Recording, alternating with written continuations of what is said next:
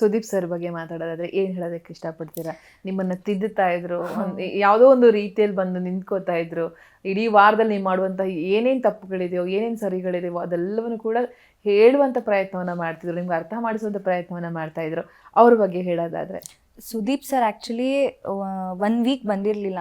ನಮ್ ಎಲ್ರಿಗೂ ಹೆಂಗಾಗ್ಬಿಡ್ತು ಅಂದ್ರೆ ಇವಾಗ ನಮ್ಮ ಅಪ್ಪ ಅಮ್ಮನ್ಗೆ ಏನೋ ಒಂದು ಹೊರಗಡೆ ಇದ್ದಾಗ ಸಜೆಷನ್ ಕೇಳ್ತೀವಿ ಗೊತ್ತಾ, ಹಿಂಗ್ ಮಾಡ್ಬೋದಾ ಹಂಗ್ ಮಾಡ್ಬೋದಾ ಅಂತ. ಆ ಥರದ್ದೊಂದು ಗೈಡ್ ಇಲ್ಲ ನಮ್ಗೆ. ಇವಾಗ ನಾವ್ ಏನ್ ಮಾಡ್ತಾ ಇದೀವಿ ಅನ್ನೋ ಕ್ಲಾರಿಟಿ ಇರ್ತಿರ್ಲಿಲ್ಲ. ಮನೇಲಿ 1 ವಾರ ಏನೇ ಆದ್ರೂ ವೀಕೆಂಡಲ್ಲಿ ಗೊತ್ತಾಗುತ್ತೆ, ವೀಕೆಂಡಲ್ಲಿ ಸರ್ ಹೇಳ್ತಾರೆ ಅನ್ನೋ ಒಂದು ಇದ್ರಲ್ಲೇ ಇರ್ತಾ ಇದ್ವಿ. ಬಟ್ ಆ ವೀಕೆಂಡಲ್ಲಿ ಸುದೀಪ್ ಸರೇ ಬರ್ಲಿಲ್ಲ. ಅವಾಗ ನಮ್ಗೆ ಇನ್ನೂ ಅವರ ಒಂದು ಇಂಪಾರ್ಟೆನ್ಸ್ ಗೊತ್ತಾಯ್ತು. ಇಲ್ಲ ಅಂದ್ರೂ ನಾವ್ ಎವ್ರಿ ವೀಕ್ ಸುದೀಪ್ ಸರಿ ಕಾಯ್ತಾನೆ ಇರ್ತಿದ್ವಿ. ಏನ್ ಹೇಳ್ತಾರೆ, ಯಾವ ವಿಷಯಕ್ಕೆ ಬೈತಾರೆ, ಯಾವ ವಿಷಯಕ್ಕೆ ಹೊಗಳ್ತಾರೆ ಅಂತ ಕಾಯ್ತಾ ಇದ್ವಿ. ಅದೇ ವಾರ ಪೂರ್ತಿ ನಾವೊಂದು ಪರ್ಸ್ಪೆಕ್ಟಿವ್ ಅಲ್ಲಿ ನೋಡ್ತಾ ಇರ್ತೀವಿ, ಅವ್ರು ಬಂದು ಈ ತರಾನು ನೋಡ್ಬೋದಲ್ಲ ಅನ್ನೋ ಒಂದು ಪರ್ಸ್ಪೆಕ್ಟಿವ್ ಕೊಡ್ತಾರೆ. ಸೊ ಅದು ನಮ್ ನೆಕ್ಸ್ಟ್ ವೀಕಿಗೆ ಹೆಲ್ಪ್ ಆಗ್ತಾ ಇತ್ತು. ಸುದೀಪ್ ಸರ್ನ ಬಿಟ್ಟು ಮೋಸ್ಟ್ಲಿ ಬೇರೆ ಯಾರೇ ಇದಲ್ಲಿ ನಡ್ಸ್ಕೊಟ್ರು ಅದಾಗಲ್ಲ ಅನ್ಸುತ್ತೆ. ಯಾಕಂದ್ರೆ ಅದೊಂದು ಸೆಟ್ ಮಾಡ್ಬಿಟ್ಟಿದ್ದಾರೆ ಸುದೀಪ್ ಸರ್. ಸೊ ಅವ್ರ ಜೊತೆ ನಾವು ಸ್ಟೇಜ್ ಶೇರ್ ಮಾಡೋದಾಗಿರ್ಲಿ, ಅಥವಾ ಅವ್ರ ಜೊತೆ ಇಂಟ್ರಾಕ್ಟ್ ಮಾಡೋದಾಗಿರ್ಲಿ, ಅವ್ರು ನಮಗೆ ಗೈಡ್ ಮಾಡೋದಾಗಿರ್ಲಿ, ವಿ ಆರ್ ಸೋ ಲಕ್ಕಿ ಅಂತ ಅನ್ಸ್ತು ನನಗೆ. ಬಿಕಾಸ್ ನಾನು ನಿಮ್ಗೆ ಹೇಳ್ದಂಗೆ I was nothing. So all of a sudden ಅಂತಲ್ಲ, it took so many years, but still ಖುಷಿ ಆಗುತ್ತೆ ನಾವು ಅವ್ರ ಸಿನಿಮಾಗಳನ್ನೆಲ್ಲ ನೋಡ್ತಾ ಬೆಳೆದವರು. ಸೊ ಯಾವ ವರ್ಷಕ್ಕೆ ನೀವು ಎಂಟ್ರಿ ಕೊಟ್ಟಿದ್ದು ಈ ಸಿನಿಮಾ ಬಣ್ಣದ ಲೈಫ್ಗೆ? ನಿಮ್ಗೆ 2019 ಅನ್ಸುತ್ತೆ, 19 ಎಂಟ್ರಿ ಕೊಟ್ಟಿರೋದು. ಓಕೆ, ಅದಾದ ಬಳಿಕ ಇಲ್ಲಿಯವರೆಗೆ ಜರ್ನಿ ಹೇಗಿತ್ತು? ಎಷ್ಟು ಕಷ್ಟ ಇತ್ತು, ಎಷ್ಟು ಸುಖ ಇತ್ತು, ಎಷ್ಟು ಖುಷಿ ಇತ್ತು, ಎಷ್ಟು ನೋವಿತ್ತು ಅಂತ ಹೇಳಿ.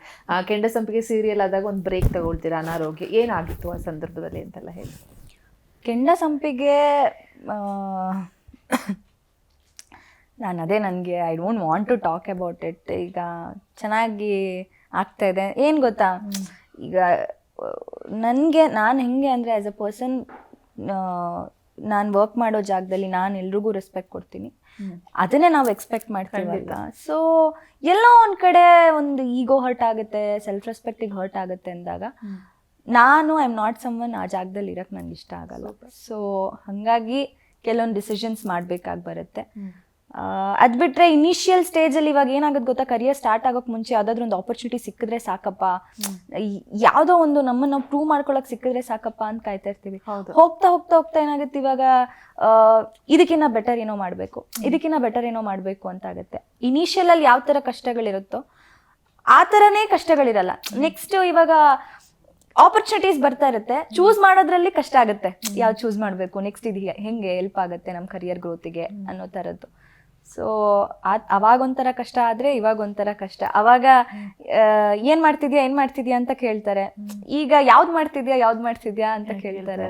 ನೆಕ್ಸ್ಟ್ ಯಾವುದು ಅಂತ ಕೇಳ್ತಾರೆ. ಸೊ ಅದೆಲ್ಲದಕ್ಕೂ ಆನ್ಸರ್ ಮಾಡ್ಬೇಕಾಗಿರುತ್ತೆ. ನಾವು ಏನ್ ಮಾಡ್ಬೇಕು ಅನ್ನೋ ಡಿಸೈಡ್ ಮಾಡ್ಬೇಕಾಗಿರುತ್ತೆ. ಎಲ್ರಿಗೂ ಅದೇ ಕರಿಯರ್ ಸ್ಟಾರ್ಟ್ ಆಗೋಕ್ ಮುಂಚೆ ಎಲ್ಲರೂ ಒಂದಲ್ಲ ಒಂದು ರೀತಿ ಕಷ್ಟಪಟ್ಟಿರ್ತಾರೆ. ಅದೇ ರೀತಿ ನನಗೂ ಕಷ್ಟ ಆಯಿತು.